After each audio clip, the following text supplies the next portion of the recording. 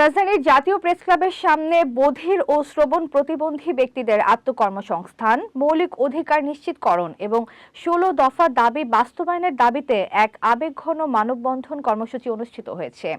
রবিবার ১০ই মে সকাল ১০টায় আয়োজিত এই মানববন্ধনে বিভিন্ন শ্রেণী পেশার বধির ও শ্রবণ প্রতিবন্ধী মানুষ অংশগ্রহণ করেন। মোহাম্মদ শাহজালাল ভূঁইয়া উজ্জ্বলের তথ্যচিত্রে বিস্তারিত।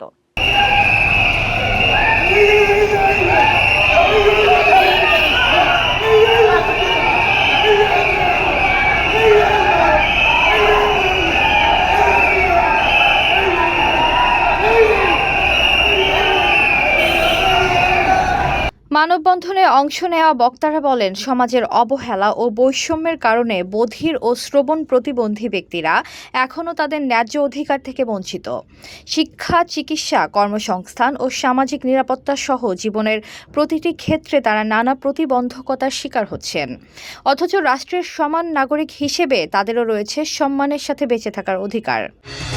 ঘরে বা ইন্ডাস্ট্রিতে মেঘনা স্টার কেবলস, বিশুদ্ধ কপারের নিরাপদ কেবলস, আপনার নিরাপত্তার সঙ্গী।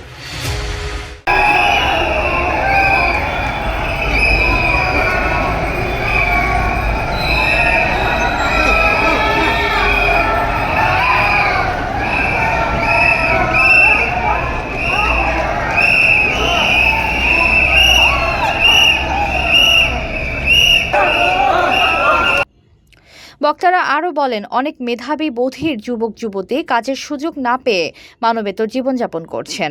তাদের জন্য আত্মকর্মসংস্থানের সুযোগ সৃষ্টি, সরকারি চাকরিতে বিশেষ কোটা, সহজ যোগাযোগ ব্যবস্থা এবং সকল সরকারি সেবায় সাংকেতিক ভাষার ব্যবহার নিশ্চিত করার দাবি জানান তারা।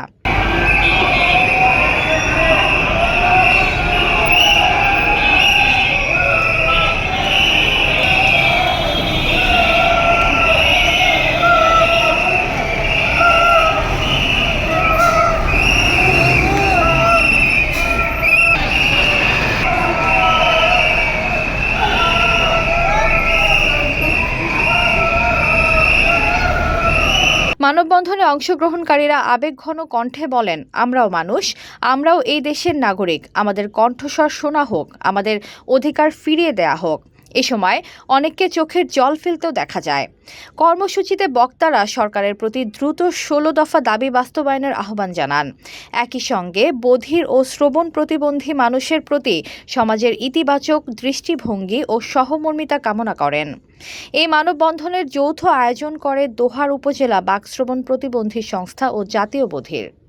এতক্ষণ আপনাদের সাথে ছিলাম তামান্না ইসলাম তন্নি। প্রতিদিনের নিউজ আপডেট পেতে আমাদের সাথেই থাকুন।